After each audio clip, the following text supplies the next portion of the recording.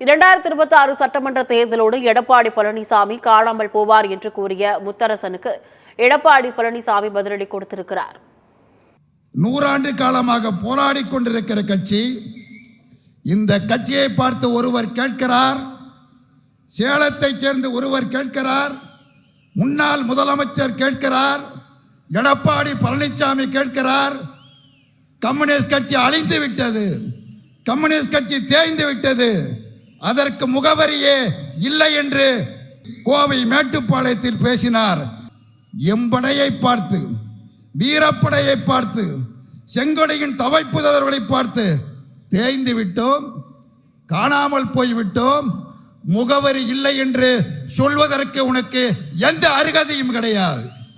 Communist கட்சியை விமர்சிப்பதற்கு ஒரு தகுதி வேண்டும். அத்தகைய தகுதி எந்த தகுதி உனக்கு கிடையாது. கம்யூனிஸ்ட் கட்சி திமுகவிடம் பணம் வாங்கிவிட்டது தேர்தலுக்கு.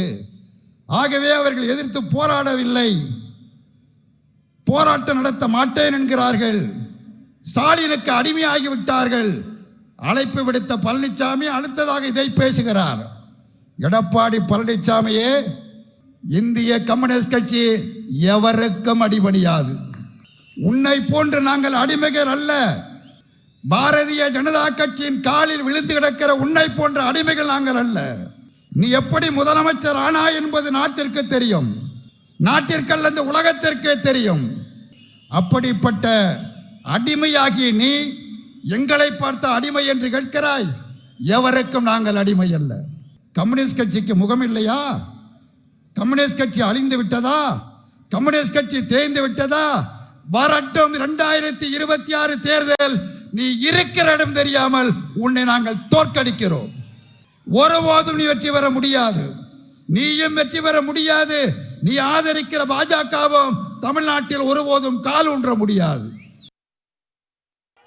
கம்யூனிஸ்ட் கட்சியினுடைய தலைவர் திரு முத்தரசன் அவர்கள் ஒரு கூட்டத்தில் பேசுறார். எடப்பாடி பழனிசாமி பாரதிய ஜனதாவோட கூட்டணி போய் சேர்ந்துட்டார். நாங்க சேர்ந்தலாம் என்ன தப்பு? இதே திமுக 1999ஆம் ஆண்டு நாடாளுமன்ற தேர்தலில் பாரதிய ஜனதாவோட கூட்டணி வச்சு போட்டியிட்டு வெற்றி பெற்று மத்தியிலே முரசொலி மாறன் அவர்கள் அங்கே மத்திய அமைச்சராக இடம்பெற்றிருந்தார். அப்பெல்லாம் இந்த முத்தரசனுக்கு ஒன்றும் தெரியல. 2001 மீண்டும் சட்டமன்ற பொதுத் தேர்தல் தமிழகத்திலே, அப்பொழுது பாரதிய ஜனதாவோட திமுக கூட்டணி வச்சிருந்தது. அப்பவும் திரு முத்தரசனுக்கு எதுவுமே தெரியல. 2 தேர்தலும் திமுகவோட பாரதிய ஜனதா கூட்டணி அமைச்சு போட்டியிட்டது. அதை பேசுறதுக்கு வக்கில்லாம இன்றைக்கு முத்தரசன் அவர்கள் எங்களை பற்றி விமர்சனம் செய்வதற்கு எந்த தகுதியும் இல்லை. இன்னொன்னு பேசுறார் எடப்பாடி பழனிசாமி. 2026 சட்டமன்ற தேர்தலில் நீங்கள் போட்டியிடுகின்ற சொந்த தொகுதியில் தோற்கடிக்கப்படணும். உங்க அப்பாவே வந்தாலும் முடியாது.